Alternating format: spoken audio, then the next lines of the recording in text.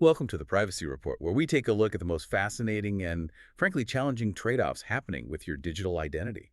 Today we are dissecting a tool that, on the surface, seems like a perfect solution for privacy, but it hides a really difficult paradox. We're talking about disposable email addresses, or DEAs. Right, and if you're one of the millions of people just sick of spam, or if you're really concerned about how data brokers are vacuuming up and selling your email, DEAs look like the perfect shield. They do. They're temporary inboxes. You use them once, you throw them away, and your main inbox stays clean. It sounds perfect. It sounds perfect, but this is the core tension here.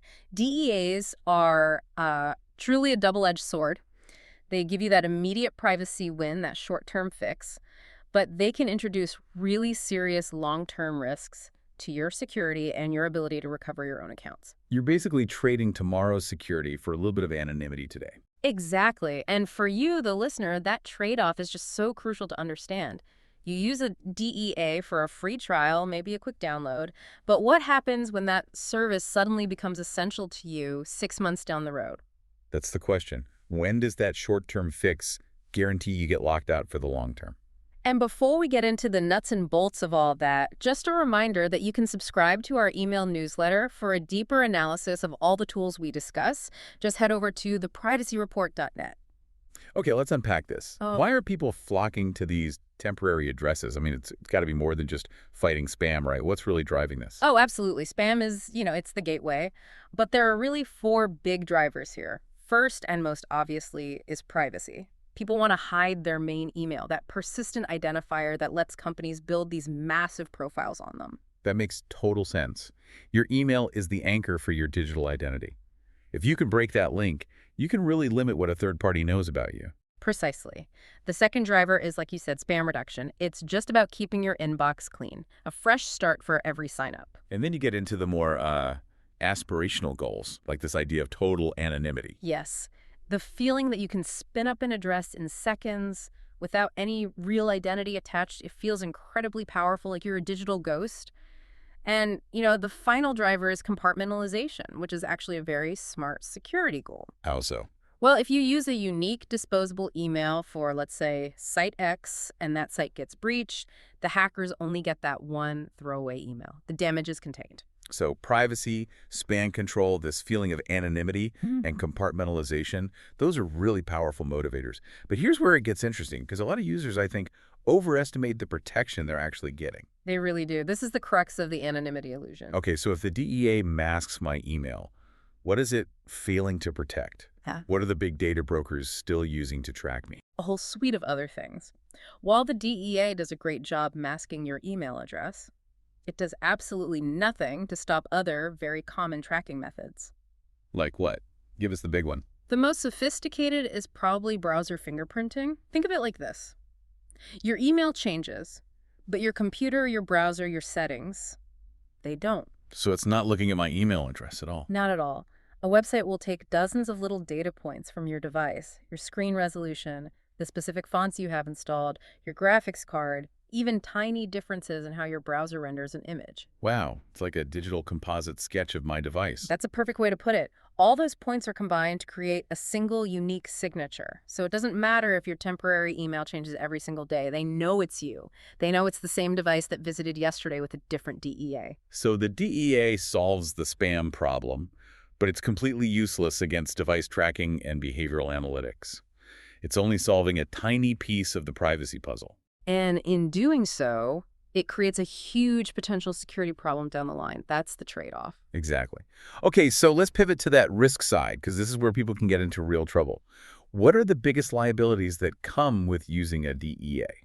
Let's start with the most obvious and the most painful one, the lost account. Right. The biggest risk is, without a doubt, losing access permanently. Most online platforms, especially older ones, use your email as the sole recovery method, the only way back in. The forgot password link. That's it.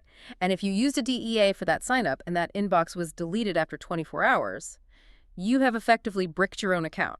It's gone forever. I can just imagine that feeling, realizing the recovery email is going into a black hole. It's awful. I know people who have lost access to entire game libraries, years of work, cloud storage, all because a password reset email was tied to a DEA they used once 6 months ago. Which really underscores that these are only for services you are truly willing to throw away. Yeah. But there's another problem, right? Sometimes you can't even sign up in the first place. This is critical risk number 2, blocking and fraud detection. From a business point of view, DEAs are a huge red flag. They're associated with abuse, with people trying to game free trials, with fraud. So companies are actively fighting back? How do they do that? Do they just keep a list? It's more sophisticated than that. They either maintain their own huge block lists or, more commonly, they license access to databases of known DEA domains. So if your email ends in, say, mailinator.com, the system just rejects your registration outright. Or worse, it flags you. Or worse, it lets you sign up but flags your account for fraud review, and it gets frozen a week later. It basically paints a target on your back before you even start. Yeah, and what about the providers themselves? We trust our main email provider, but these DEA services can be a bit sketchy. That's the final risk, and it's one we often overlook: provider reliability. You're using a random third-party service, and you have no idea what their security is like. You're trusting a temporary service with your data, even if it's temporary data. What if they're logging everything? That's the danger. Many of these smaller fly-by-night services have no transparent policies. They might be logging your IP address and linking it to that email. They certainly don't have the encryption or the security teams of a major provider. You could be walking right into a different kind of data leak. So permanent lockout, getting blocked by platforms, and questionable security. Bring this all home for us. What's the one clear warning? Where should a DEA never be used? Okay, please hear this clearly. Disposable email addresses are never safe for anything involving your finances or long-term identity. I mean, banking, investments, credit reports, government services, critical cloud storage. Never. Why that hard line? Because those systems depend entirely on long-term verifiable recovery. They actively block DEAs because they're fundamentally incompatible with securely managing sensitive data over time. Using a DEA for your bank is like setting a time bomb on your own money. A crucial line to draw. Okay, so if we accept these risks, we need a way to decide when it's okay. If you're listening and you want a simple checklist, what's the framework? I have 3 questions you have to ask yourself before using a DEA for anything. Let's hear them. Step 1. Step 1. Will this service hold any data that is important to me? Think personal messages, purchase histories, saved files. If you'd be upset to lose it, do not use a DEA. So if there's any data value at all, you need a way back in. Makes sense. What's step 2? Step 2. Does the platform use email as the main way to reset your password? Which is, almost every platform on the internet. If they do, you must have long-term access to that email. Simple enough? Yeah. And the last one.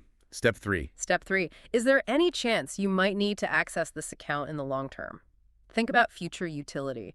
Will you need to log in 6 months from now, a year from now? If it's a newsletter you can just resubscribe to, fine.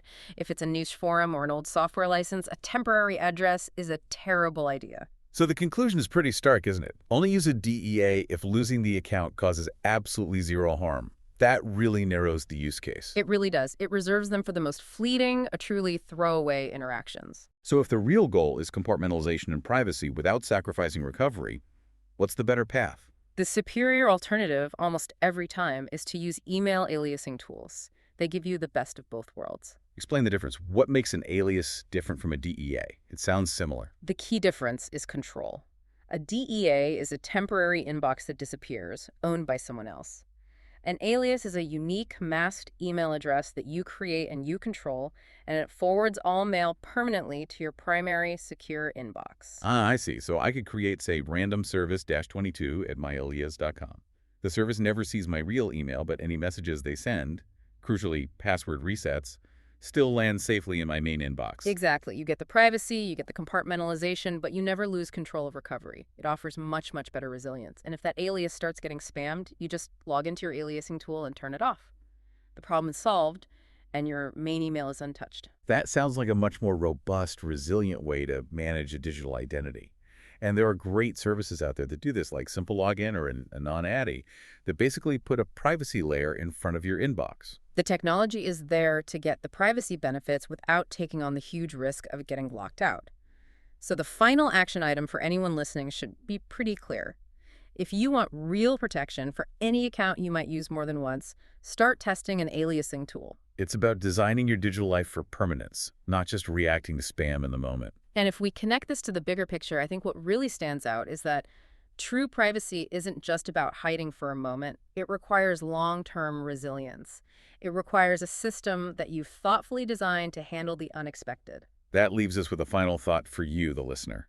Considering how valuable long-term access to your own data actually is, when is a quick privacy fix actually more costly in time, stress, or even permanent loss than a robust, sustainable solution? Thank you for tuning in to the Privacy Report. Be sure to like and subscribe so you don't miss our next analysis. And a quick note, this episode was made with the assistance of AI.